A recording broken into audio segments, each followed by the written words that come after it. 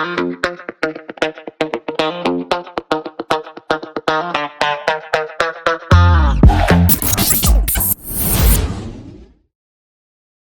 everyone, and welcome back to another episode of Apple Search Ads, where we dive deep into the strategies and tips that help you maximize your app's visibility.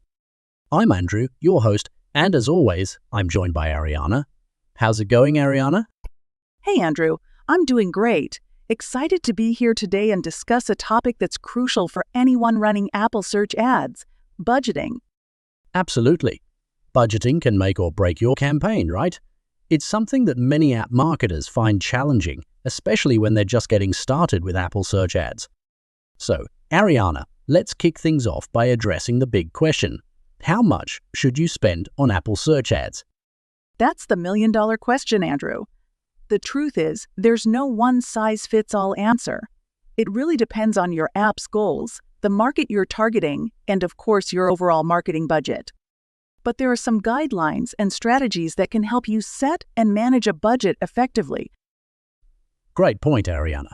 One thing that always stands out to me is that budgeting isn't just about the total amount you're willing to spend. It's also about how you allocate that budget.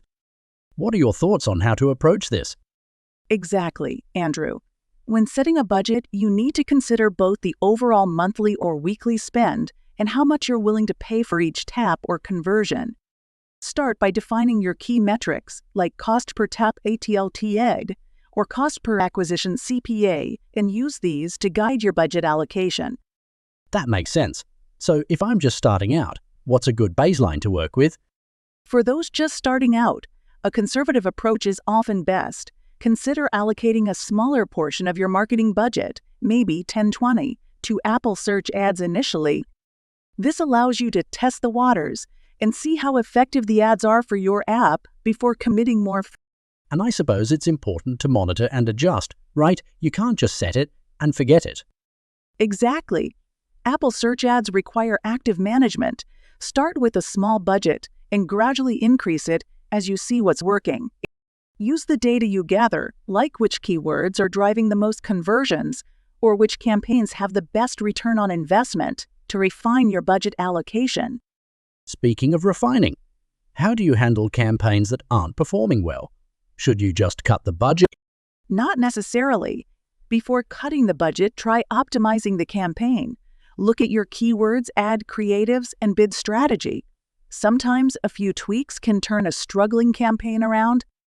If after optimization it's still underperforming, then it might be time to reallocate that budget to more successful campaigns. That's great advice, Ariana. It's about being strategic with your spend and making sure every dollar counts. Any final tips for our listeners? Definitely. One of the best practices is to set daily or weekly caps on your budget. This prevents overspending and helps you control your costs. Also, don't forget to consider seasonality and market trends. There might be times when you want to increase your budget, like during a big app launch or a holiday season. All solid tips, Ariana. For our listeners out there, remember that budgeting isn't static. It's something that should evolve as your app and its market presence grow. That's right, Andrew. And for anyone looking for expert help with their Apple Search Ads campaigns, don't forget that Shopfillip is here to support you every step of the way. We've got the tools and expertise to help you get the most out of your budget. Thanks, Ariana, and thank you to all our listeners. Be sure to tune in next time as we continue exploring the ins and outs of Apple Search Ads. Until then, happy advertising. Bye, everyone.